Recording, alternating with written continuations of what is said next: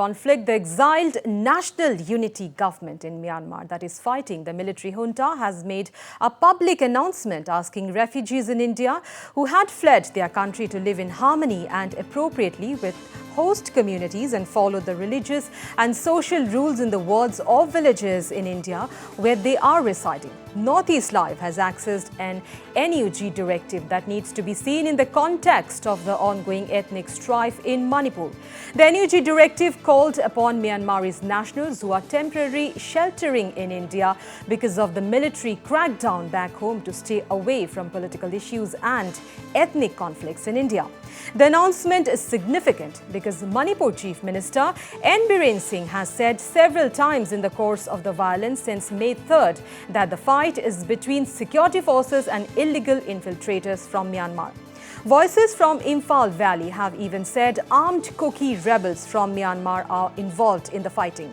A large number of Kuki Chin people from the Sagyang region of Myanmar and its neighborhood have taken refuge in Mizoram and Manipur after the February 1st, 2021 military coup in Myanmar. The NUG public announcement has also advised Myanmar refugees in India to be cautious and avoid unnecessary involvement in political and administrative matters like election campaigns of political parties. The NUG's statement also urged the refugees from Myanmar not to get involved in illegal trafficking of drugs and wild animals and related matters. Myanmar refugees have also been accused of being involved in poppy cultivation in Kuki heartland of Manipur.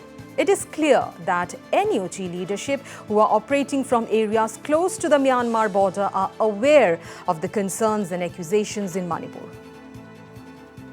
And our editor-in-chief, Vasbir Hussain, joins us over the phone line. Well, Vasbir, Northeast Live has accessed an NUG directive that needs to be seen in the context of the ongoing strife in Manipur, whereas the directive upon the Myanmarese nationals who are temporarily sheltering in our country because of the military crackdown back home to stay away from political issues and ethnic conflicts in India. Vasbir, what's your take on this big story? Well, this is a significant statement by the opposition National Unity Government in exile. They have basically asked Myanmar nationals in India not to indulge in local domestic politics, not to indulge in local ethnic conflicts, to abide by Indian laws, and not to indulge in illegal activities like drug trafficking or trade in animal parts. Now, this is a significant statement because it has to be seen in the context of the existing continuing violence, ethnic strife in Manipur, where more than 100 people have died, more than 40,000 people have been uprooted from their homes, and several thousand houses have been set ablaze, besides further widening to an unprecedented level the divide between Kukis and the Métis in the state. Now, what is the National Unity Government? The National Unity Government was overthrown on in the February 1, 2022 coup by the military junta in Myanmar. So, following their ouster from the government, the leaders of the National Unity Government, they were forced to flee Myanmar, and they are currently operating from areas close to Myanmar along the international border, whether it is the international border between India and Myanmar, international border between Bangladesh and Myanmar, or Thailand and Myanmar. So these are the locations where the National Unity Government leaders are located. And therefore, this particular statement is definitely directed at the Myanmar refugees or the Myanmar nationals who are sheltering in Manipur in the wake of the civil war in Myanmar itself, in the Sagyang division or the Sagyang region of Myanmar.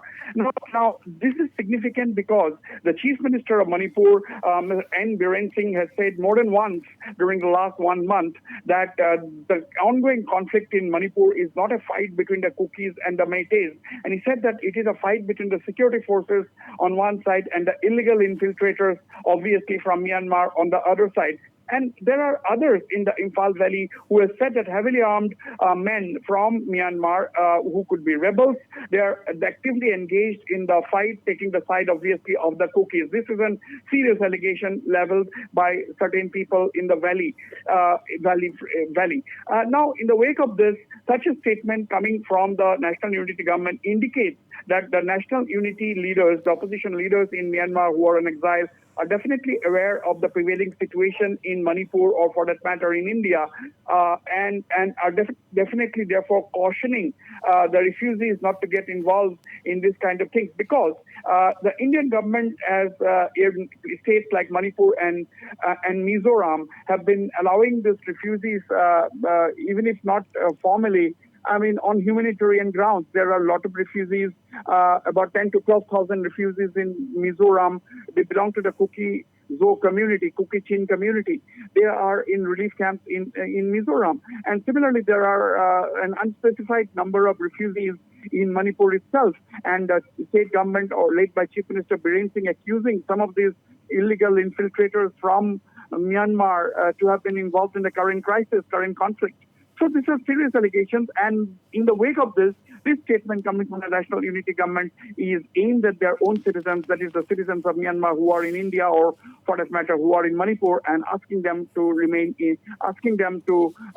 take care of their activities and not to indulge in any activities that is inimical to the interests of India. Right, Wasbir, thank you so much. Well, that was our Editor-in-Chief, Wasbir Hussain, and his expert views on this big story that Northeast Life is covering at this hour. The exiled National Unity Government in Myanmar that is fighting the military junta has made a public announcement asking refugees in India who had fled their country to live in harmony and appropriately with host communities and follow the religious and social rules in the wards or villages in India where they are residing.